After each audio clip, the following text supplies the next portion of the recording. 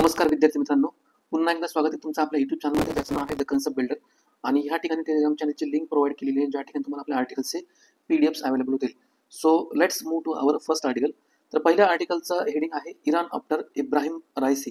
तर बेसिकली याचा कंटेक्स्ट काय आहे की इराणचे जे करंट प्रेसिडेंट होते इब्राहिम रायसी आणि फॉरेन मिनिस्टर हुसेन अमीर अब्दुल्ला, तर यांची काय झालेली आहे, इराण आणि अझरबैजान ह्या बॉर्डरवर त्यांची पाहणी करत असताना हेलिकॉप्टर क्रॅशमध्ये डेथ झालेली आहे. ठीक आहे. तर एक्झामच्या पर्स्पेक्टिव्ह आपल्यासाठी जे पॉईंट्स आर्टिकलमध्ये प्रेझेंट केलेले होते तर ते आपण बघूयात. पहिलं आहे इस्लामिक रिव्होल्युशन ऑफ 1979. तर बेसिकली ह्या रिव्होल्युशनला काय म्हणतात, इराणियन रिव्होल्युशन असं पण म्हणतात. तर हे एक्सप्लेन करण्याच्या आधी एक प्रॉपर बॅकग्राऊंड तुम्हाला सांगतो काय होतं त्याच्यामध्ये, की पहलवी नावाची एक डायनेस्टी होती, तर डिस्पोटिक रुलर डायनेस्टी होती त्याच्यामध्ये. तर ते काय करायचे, तिथल्या इराणच्या पॉप्युलेशनवर पॉलिटिकली म्हणा, हे काय करायचे, रिप्रेशन्स वगैरे लागायचे, म्हणजे जास्त रिस्ट्रिक्शन्स खूप मोठ्या प्रमाणामध्ये होते. ठीक आहे. आणि त्या पहलवी डायनेस्टीचा जो हे होता, म्हणजे त्याला रूल करायचा, त्याचं काय नाव होतं, शाह मोहम्मद रेझा पहलवी होतं. ठीक आहे.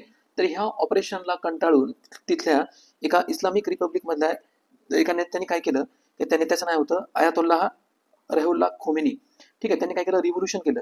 आणि हे रिव्होल्युशन कसं केलं, की वेगवेगळे इव्हेंट्स त्यांनी त्याच्यामध्ये घडून आणले, सिरीज ऑफ इव्हेंट्स घडून आणले. कशासाठी, ही जी पहलवी डायनेस्टी होती त्याला ओव्हरथ्रो करण्यासाठी. ठीक आहे. आणि हे ओव्हरथ्रो करून त्यांनी काय केलं, एक इस्लामिक रिपब्लिक इन इराण हे एस्टॅब्लिश केलं. ठीक आहे. आणि त्याला कोणी हेड केलं, जे मेन लीडर त्याचे होते हे आयातुल्ला खोमेनी, हे त्यांचे मेन लीडर होते. ठीक आहे. त्यालाच बेसिकली काय म्हणतात, इस्लामिक रिव्होल्युशन ऑफ 1979. तर याला डिफरंट फॅक्टर्स जे होते त्याला रिस्पॉन्सिबल होते. तर फक्त इम्पॉर्टंट फॅक्टर्स आपण बघूयात. तर पहिलं काय, की discontent with the Shah regime, म्हणजे आत्ताच आपण बघितलं, हे शाह मोहम्मद रेझा पहलवीच्या रेजिममध्ये ते काय झालं होतं, हा एकतर ऑथॉरिटेरियन रूल होता. आणि त्याच्यामध्ये काय व्हायचं नेमकं, की पॉलिटिकल जे पर्सन होते त्यांचं रिप्रेशन्स व्हायचं किंवा ऑपरेशन व्हायचं, किंवा तिथल्या सिटिझनचं खूप मोठ्या प्रमाणामध्ये ह्युमन राईट व्हायोलेशन्स व्हायचं.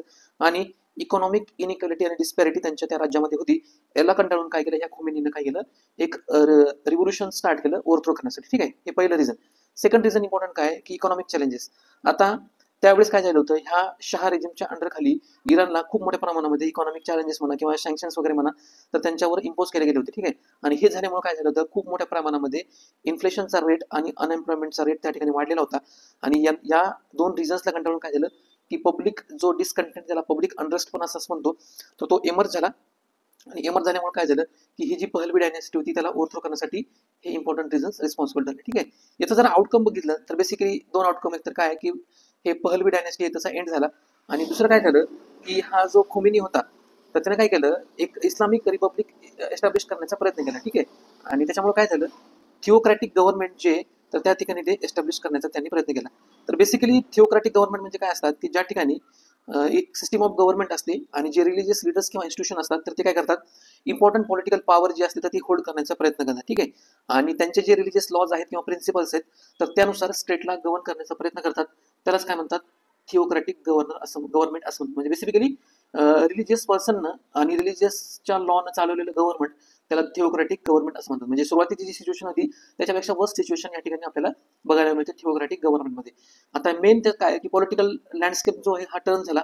डायनेस्टीचा रूल काय झालं, की रिपब्लिक ऑफ इराण यांनी चेंज केला, त्यांनी ती जागा घेतली तिची. त्यानंतर तिथलं जे रिजनल डायनामिक्स होतं तर ते सुद्धा त्या ठिकाणी शिफ्ट झालं. म्हणजे इराणची जी पोझिशन होती पहलवी डायनेस्टीच्या अंडर खाली, तर ती वाढून काय झाली, ते त्यांनी काय केलं, एक रिजनल की प्लेअर त्या ठिकाणी तो एमर्ज झाला इराण. आणि वेस्टर्न इन्फ्लुएन्स जो होता, म्हणजे वेस्टर्न इन्फ्लुएन्स कशा प्रकारे होता, की ऑइलचं खूप मोठ्या प्रमाणामध्ये रिसोर्सेस त्या ठिकाणी सापडतात. तिथलं एक्सट्रॅक्शन काय करायचे, वेस्टर्न कंट्रीज करायचे. आणि तिथं डॉमिनन्स वेस्टर्न कंट्रीजचा होता. तर यांनी काय केलं, ह्या रायसोनीनं, तर ते ओव्हरथ्रो करण्याचा प्रयत्न केला, त्यांना चॅलेंज केलं. आणि त्यांचा रिजनल डायनामिक्स हे तिथलं सगळं चेंज होईल. ठीक आहे. मॅपच्या पर्स्पेक्टिव्हनं इराण आणि अझरबैजानचं लोकेशन आपल्यासाठी महत्त्वाचं आहे, कारण हा जो इन्सिडेंट झाला होता हा अझरबैजानच्या बाउंड्रीवर झाला होता. तर एकतर काय, की अझरबैजानचं लोकेशन आणि इराणला कोणकोणत्या कंट्रीज बॉर्डरिंग करतात तर आपण ते बघूयात. तर पहिलं इराणला बॉर्डरिंग करणारे आपण वेस्टर्न साईडला कंट्री बघूयात. पहिली कंट्री आहे अझरबैजान, नेक्स्ट आहे आर्मानिया, नेक्स्ट आहे Turkey, next one is Iraq. ठीक आहे. तर ह्या वेस्टर्न साईडला 4 बॉर्डरिंग कंट्रीज आहेत. नंतर ईस्टर्न साईडच्या कंट्री बघू. पहिली कंट्री आहे Turkmenistan, next one is Afghanistan आणि नेक्स्ट वन इज पाकिस्तान. ह्या ईस्टर्न साईडला 3 कंट्री, म्हणजे टोटली इराणला 7 बॉर्डरिंग कंट्रीज आहेत. ठीक आहे. नाव जरी सगळ्यांच्या लक्षात राहत नसेल तरी पण हा नंबर लक्षात ठेवा, तर हे एक्झाममध्ये अशा प्रकारे आपल्याला एक की आयडिया एक देऊ शकतो. त्यानंतर इंडिया इराण रिलेशनचा जर आपण पर्स्पेक्टिव्ह बघितला तर त्याच्यामध्ये काय आहे, की ते रिलेशन जे आहेत हे 1950ला स्टार्ट झाले होते. 15 मार्चला 1950ला काय केलं होतं, एक इंडिया आणि इराणमध्ये एक फ्रेंडशिप ट्रीटी साईन केली होती. ठीक आहे, कॉपरेशनसाठी. त्यानंतर सिग्निफिकंट जर आपण लँडमार्क बघितलं रिलेशनशिपमध्ये स्टेप, तर तेहरान डिक्लेरेशन एक आहे. तेहरान तिथली कॅपिटल आहे तेहरान, इराणची. ठीक आहे. तर तेहरान डिक्लेरेशन हे कोणामध्ये साईन झालं होतं? त्यावेळेस इंडियाचे जे प्राईम मिनिस्टर होते अटल बिहारी वाजपेयी, तर यांची तेहरानला व्हिजिट झाली होती 2001 मध्ये. तर त्यावेळेस त्यांनी काय केलं होतं की इंडिया इराण कोऑपरेशनसाठी एक लँडमार्क डिक्लेरेशन साईन केलं होतं. त्यालाच काय म्हणतात? तेहरान डिक्लेरेशन असं म्हणतात. तर बेसिकली ह्या तेहरान डिक्लेरेशनमध्ये काही टँजिबल आउटकम जर बघितले तर नॉर्मल जे असतात, म्हणजे for example in field of energy असेल, ट्रेड असेल किंवा रिजनल सिक्युरिटी वगैरे असेल, तर हे डिफेन्स रिलेटेड कॉपरेशन वगैरे असेल, तर हे इम्पॉर्टंट त्याचे सिग्निफिकंट आउटकम होते. त्याचबरोबर जे चहाबार पोर्ट आहे तर त्याच्या डेव्हलपमेंटसाठी सुद्धा ॲग्रीमेंट इंडिया आणि इराणमध्ये झालेलं होतं. नेक्स्ट आपलं डिक्लेरेशन आहे न्यू दिल्ली डिक्लेरेशन. तर बेसिकली ज्यावेळेस तिथले जे प्रेसिडेंट होते सय्यद मोहम्मद खातमी, त्यांची व्हिजिट झाली होती इंडियामध्ये 2003ला. तर त्यावेळेस हे ॲग्रीमेंट तिथचे प्रेसिडेंट खातामी आणि Indian prime minister Atal Bihari Vajpayee यांच्यामध्ये ते साईन झालं होतं. सिमिलरली म्हणजे जसं तेहरान डिक्लेरेशनमध्ये काही आउटकम होते in the field of energy असेल, ट्रेड असेल किंवा रिजनल सिक्युरिटी असेल, त्याच बेसिसवर आणखी टाईज स्ट्रॉंगर करण्यासाठी, इम्प्रूव्ह करण्यासाठी न्यू दिल्ली डिक्लेरेशन हे साईन केलं होतं.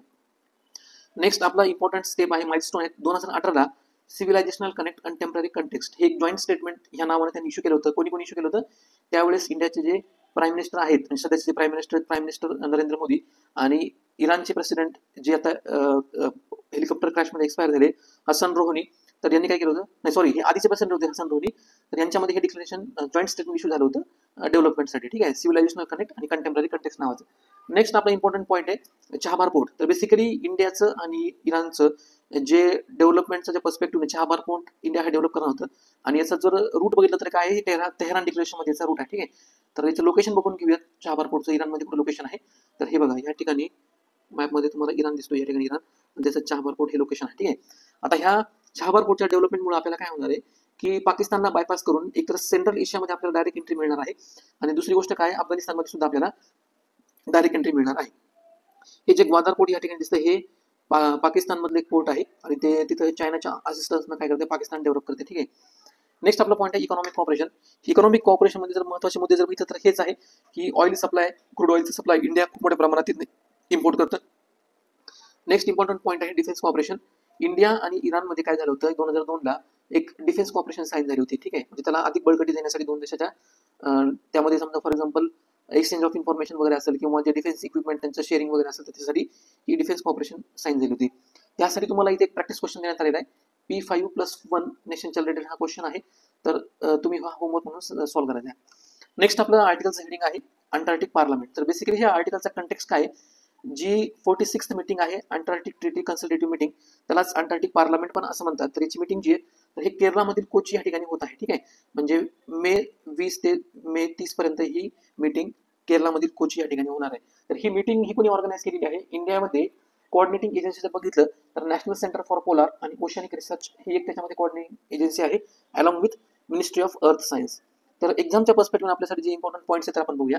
तर पहिला पॉईंट काय की basically what is Antarctic treaty. तर अंटार्क्टिक ट्रिटी काय आहे की दोन पोल आहेत बेसिकली, एक नॉर्थ पोल आणि एक साऊथ पोल. साऊथ पोललाच आपण अंटार्क्टिक रिजन असं म्हणतो आणि नॉर्थ पोलला काय म्हणतो, आर्टिक रिजन असं म्हणतो.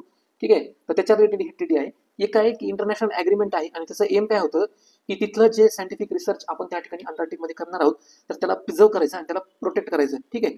आणि maintain status as a natural reserve devoted to the scientific research. म्हणजे हे अंटार्क्टिक जो रिजन आहे तो स्पेसिफिकली फक्त सायंटिफिक रिसर्चसाठी डिवोटेड असणार आहे. ह्या अंटार्क्टिक ट्रिटीचं मेन एम ते होतं. ठीक आहे. याच्या रिलेटेड की पॉईंट जर आपण बघूयात काय काय. तर पहिलं काय आहे की ही जी अंटार्क्टिक ट्रिटी आहे ही कधी साईन झाली होती? ही 1959ला त्यावेळेस जे 12 कंट्रीज होते त्यांच्यामध्ये साईन झाली होती, आणि फोर्समध्ये कधी आली होती? 1961ला ही फोर्समध्ये आली होती. 2022 मध्ये त्याचा जर विचार केला मेंबरशिपचा, तर करंटली याच्यामध्ये 54 मेंबर पार्टीज आहेत, आणि हे ट्रिटी काय हे करते, अंटार्क्टिकाला एक नॅचरल रिझर्व्ह म्हणून डेसिग्नेट करण्याचा प्रयत्न करते, की ज्या ठिकाणी फक्त अंटार्क्टिकचा वापर सायंटिफिक रिसर्चसाठी केला जाईल, आणि ज्या याच्यामध्ये सगळ्या पार्टीज वगैरे जे काही रिसर्च वगैरे कंडक्ट करतील तर तो फ्रेंडली याच्यासाठी सुद्धा आणि फ्रीली तो यूज केला जाईल त्याचे जे फाइंडिंग्स वगैरे तर त्यासाठी. ठीक आहे. नेक्स्ट याच्यामध्ये पॉईंट काय सांगितलं होता की जो अंटार्क्टिक रिजन आहे त्याला डिमिलिटराइज झोन म्हणून घोषित करण्यात आलं होतं, ज्या ठिकाणी अशा प्रकारच्या मिलिटरी रिलेटेड कोणत्याच एक्सरसाइज किंवा ऍक्टिव्हिटीज त्या ठिकाणी होणार नाहीत. नेक्स्ट इम्पॉर्टंट पॉईंट आहे न्यूक्लिअर एक्सप्लोजन असेल किंवा डिस्पोजल ऑफ न्यूक्लिअर वेस्ट जर असेल तर ही अंटार्क्टिकमध्ये टाकण्यापासून बॅन करण्यात आलं होतं, म्हणजे करण्यात आलेलं आहे. नेक्स्ट आहे की तुम्ही मायनिंग किंवा मिनरल रिसोर्स एक्सप्लोरेशन त्या ठिकाणी करू शकत नाही, त्याला प्रोहिबिट करण्यात आलेलं आहे ह्या ट्रिटीच्या अंतर्गत. नेक्स्ट इम्पॉर्टंट पॉईंट आहे की ऍडिशनल अग्रीमेंट आणि प्रोटोकॉल जे या ट्रीटीच्या रिलेटेड आहेत तर ते कोणकोणते आपण बघूया. पहिला आहे convention for conservation of Antarctic seals. तर अंटार्क्टिक सील्सच्या कन्झर्वेशनसाठी 1972 मध्ये एक कन्व्हेन्शन अग्रीमेंट साईन झालं होतं. त्याच्या रिलेटेड त्याच्यानंतर अंटार्क्टिक मराईन लिव्हिंग रिसोर्सेससाठी कन्झर्वेशनसाठी 1980s मध्ये एक अग्रीमेंट साईन झालं होतं. आणि तिथलं जे एक एन्व्हायरमेंटल प्रोटेक्शनसाठी एक अंटार्क्टिक ट्रीटी माद्रिद प्रोटोकॉलच्या नावानं 1991 मध्ये साईन झाली. ठीक आहे. तर हे काही इम्पॉर्टंट याच्या रिलेटेड अंटार्क्टिक ट्रीटीच्या रिलेटेड प्रोटोकॉल्स आणि अग्रीमेंट्स वगैरे तर ते आपण फक्त लक्षात ठेवायचे. कसं एकतर काय की सीलच्या रिलेटेड एक आहे, त्यानंतर मराईन लिव्हिंग रिसोर्सेस रिलेटेड एक आहे आणि माद्रिद प्रोटोकॉल आहे एन्व्हायरमेंटल प्रोटेक्शनच्या रिलेटेड. नेक्स्ट आपला पॉईंट आहे की इंडियाचा मेंबर आहे का नाही. तर इंडियाला काय केलेलं आहे, एक कन्सल्टेटिव्ह स्टेटस नावाचं एक हे घोषित करण्यात आलेलं आहे. ठीक आहे. एक स्टेटस आहे कन्सल्टेटिव्ह पार्टी म्हणून त्याला घोषित करण्यात आलेलं आहे. तर बेसिकली ही कन्सल्टेटिव्ह पार्टी म्हणजे काय असतं की अशा कंट्रीज असतात की त्यांना काय केलं असतं, डिसिजन मेकिंग मध्ये ऑथॉरिटी आणि पॉवर ग्रांट केलेले असतात आणि त्यांच्यावर काय केलेलं असतं, गव्हर्नन्स आणि मॅनेजमेंटसाठी काही रिस्पॉन्सिबिलिटीज त्यांच्यावर कन्वे केलेले असतात. त्यालाच काय म्हणतात, कन्सल्टेटिव्ह पार्टी असं म्हणतात. आणि हे स्टेटस इंडियाला 1983 मध्ये साईन करण्यात आलेलं होतं. ठीक आहे. तर काही इंडियाचे इम्पॉर्टंट रिसर्च प्रोजेक्ट या ठिकाणी अंटार्क्टिकामध्ये आहेत, तर आपण ते बघूयात. तर बेसिकली पहिला जो इंडियाने एस्टॅब्लिश केला होता त्याला काय म्हणतात, दक्षिण गंगोत्री असं म्हणतात. हा 1983 ला एस्टॅब्लिश करण्यात आला होता आणि 1990s ला हा डिकमिशन करण्यात आला, म्हणजे बंद करण्यात आला. याचं इम्पॉर्टंट एम काय होतं, म्हणजे conduct initial scientific research and establish India's presence in Antarctica. याचं प्रायमरी एम असं होतं की इंडियाचा जो प्रेझेन्स आहे तो अंटार्क्टिकामध्ये एस्टॅब्लिश करणं. नेक्स्ट आपलं मिशन आहे मैत्री, जे 1989 मध्ये एस्टॅब्लिश करण्यात आलं होतं आणि हे करंटली ऑपरेशनल आहे. आणि याचा मेन जर पर्पज बघितलं तर काय, to facilitate research in various field including atmospheric science, biology and glaciology. तर बेसिकली 3 कोर एरियाजमध्ये हे काय करतं, काम करतं. एक तर काय ॲटमॉस्फेरिक सायन्समध्ये, बायोलॉजीमध्ये आणि ग्लेशिओलॉजीमध्ये. ठीक आहे. ग्लेशियल्स म्हणजे काय, ज्याला आपण मराठीमध्ये ठीक आहे, सर आठवत नाही. नेक्स्ट आपला रिसर्च हे आहे भारती नावाचं एक रिसर्च स्टेशन आपण त्या ठिकाणी एस्टॅब्लिश केलं होतं. तर ते सुद्धा करंटली ऑपरेशनल आहे. आणि याचा जर मेन एम बघितला त्याचा पर्पज काय होता की क्लायमेट चेंजच्या रिलेटेड ज्या काही स्टडीज आहेत त्या कंडक्ट करणं किंवा त्या ठिकाणी जिओलॉजिकल एक्सप्लोरेशन करणं, अंडर अर्थ जे असेल जिओलॉजिकल एक्सप्लोरेशन तर ते करणं. आणि नेक्स्ट आहे एन्व्हायरमेंटचं मॉनिटरिंग करणं. हे या भारतीय रिसर्च सेंटरचा मेन पर्पज आहे. ठीक आहे. हे लोकेशन बघूयात, अंटार्क्टिकच्या मॅपवर इंडियाचे जे रिसर्च सेंटर स्टेशन आहे तर बघूयात. ठीक आहे. तर पहिलं आपण हे बघितलं होतं दक्षिण गंगोत्री, हे डिकमिशन करण्यात आलं. नेक्स्ट आपण एस्टॅब्लिश केलं होतं 1989 ला मैत्री आणि रिसेंटली भारती. ठीक आहे. तर हे मैत्री आणि जे भारतीय आहेत तर हे काय ऑपरेशनल आहेत रिसेंटली. ठीक आहे. नेक्स्ट आपला पॉईंट आहे की यामध्ये ज्या ऑर्गनायझेशन ही समिट ऑर्गनाईज केलेली आहे तर त्याबद्दल आपण जाणून घेऊयात. National centre for polar and oceanic research Goa. तर बेसिकली ही जी ऑर्गनायझेशन आहे ही कशाच्या अंतर्गत येते, मिनिस्ट्री ऑफ अर्थ सायन्सच्या अंतर्गत येते. आता नावातच आहे की याचं जे मेन पर्पज कशासाठी असणार आहे की पोलर आणि ओशन रिसर्चच्या साठी याचं मेन फंक्शन असणार आहे. आणि ही एस्टॅब्लिश कधी झाली होती, 1998 ला 25 मे ला ही एस्टॅब्लिश झाली होती. ठीक आहे. याचं हेडक्वार्टर कुठं आहे, वास्को दी गामा या ठिकाणी गोवामध्ये याचं हेडक्वार्टर आहे. ठीक आहे. आणि हे काय करतं, रिसर्च बेस आहे यांचा अंटार्क्टिकमध्ये मैत्री या नावानं आपण आता रिसेंटली बघितलं. प्रायमरी मॅन्डेट काय, त्या नावानं लक्षात येतं की पोलार आणि ओशन रिसर्च जे असेल समजा त्यासाठी प्लॅन, ज्या काही ऍक्टिव्हिटीज असेल त्याला प्लॅन करणं, कोऑर्डिनेट करणं किंवा ते एक्झिक्यूट करणं. ठीक आहे, त्याच्या रिलेटेड.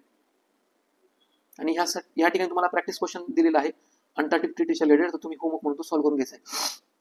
नेक्स्ट आपलं आर्टिकलचं हेडिंग आहे spice board inspecting MDH Everest plants. तर बेसिकली या आर्टिकलचा कंटेक्स्ट आहे की काही दिवसापूर्वी जे यांची कन्साइनमेंट द्यायचे, म्हणजे हे स्पाइसेस इंडस्ट्रीज आहेत, हे खूप मोठे ब्रँड्स त्याच्यामध्ये MDH असेल किंवा एव्हरेस्ट, यांचे कन्साइनमेंट जे सिंगापूरला द्यायचे तर त्यांच्या कन्साइनमेंटमध्ये म्हणजे स्पाइसेसमध्ये इथिलीन ऑक्साईडचं प्रमाण आढळ होतं, तो कॅन्सर कोजिंग एजंट आहे.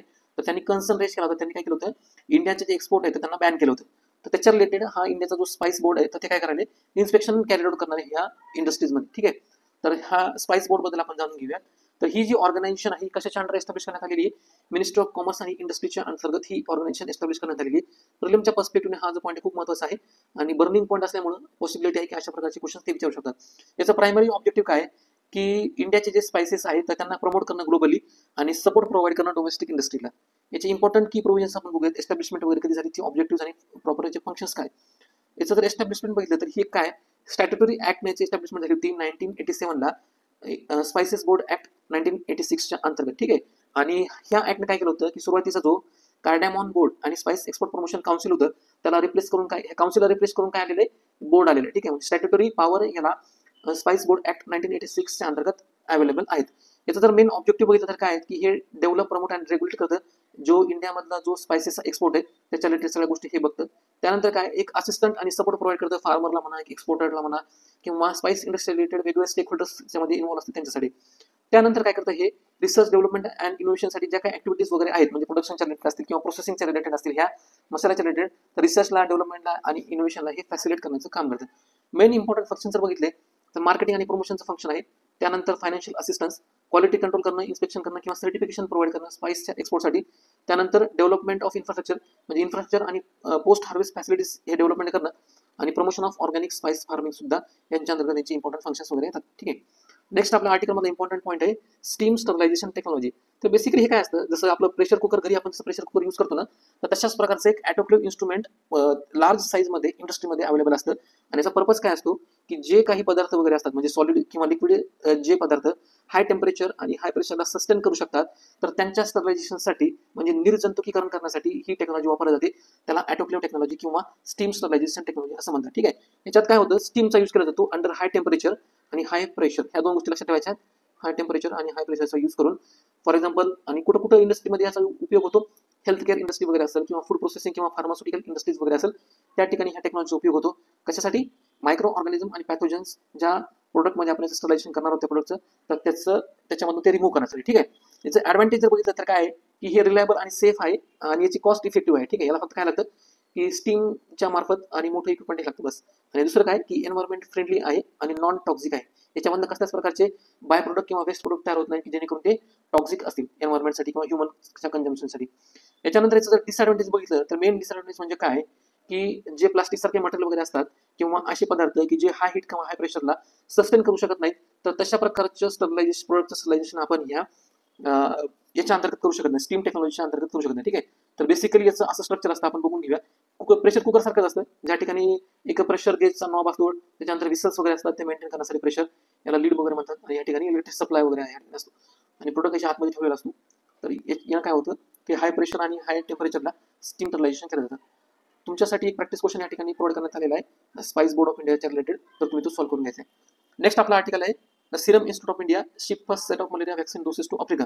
तर बेसिकली या आर्टिकलचा कंटेक्स्ट काय आहे की सिरम इन्स्टिट्यूट ऑफ इंडियाने काय केलेलं एक मलेरियाची वॅक्सिन डेव्हलप केलेली आहे आणि त्यांनी काय केलेलं आहे ती मलेरियाचं जे पहिलं वॅक्सिनचं शिपमेंट आहे तर आफ्रिकन कंट्रीजला ते पाठवलेलं आहे. ठीक आहे. तर त्या वॅक्सिनचं नाव काय R21/मॅट्रिक्स एम मलेरिया वॅक्सिन नावाची ही वॅक्सिन आहे. ठीक आहे. एक्झामच्या पर्स्पेक्टिव्हनं अत्यंत इम्पॉर्टंट कीवर्ड्स आहे, तर हे नाव तुम्ही लक्षात ठेवा. R21/मॅट्रिक्स एम नावाची ही मलेरियाच्या रिलेटेड वॅक्सिन आहे आणि ही कोण डेव्हलप केलेली आहे? Pune based Serum Institute of India आहे. तर यांनी काय केलेलं आहे ही वॅक्सिन डेव्हलप केलेली आहे. ही काय आहे की वर्ल्ड लार्जेस्ट मॅन्युफॅक्चर आहे वॅक्सिन, म्हणजे नंबर ऑफ डोसेसचा जर विचार केला नंबर ऑफ डोसेसचा, तर ही वर्ल्डमध्ये सगळ्यात जास्त डोसेस प्रोड्यूस करते सिरम इन्स्टिट्यूट ऑफ इंडिया. तर बेसिकली मलेरिया काय आहे की मलेरिया हा एक लाईफ थ्रेटनिंग डिसीज आहे आणि हा कशामुळे होतो, जे डासांचे जे मेन स्पीसीज आहे प्लाझ्मोडियम पॅरासाइट नावाचं, तर ह्या पॅरासाइटमुळे हा मलेरियल इन्फेक्शन ह्युमनला होतं. ठीक आहे. आणि हे जे इन्फेक्शन आहे हे कशामुळे होतं की जे फिमेल अॅनोफिलस मॉस्किटोज आहेत तर त्यांच्या बाईटमुळे हे प्लाझ्मोडियम पॅरासाइटचं इन्फेक्शन होतं, त्यालाच काय म्हणतात मलेरिया असं म्हणतात. ठीक आहे.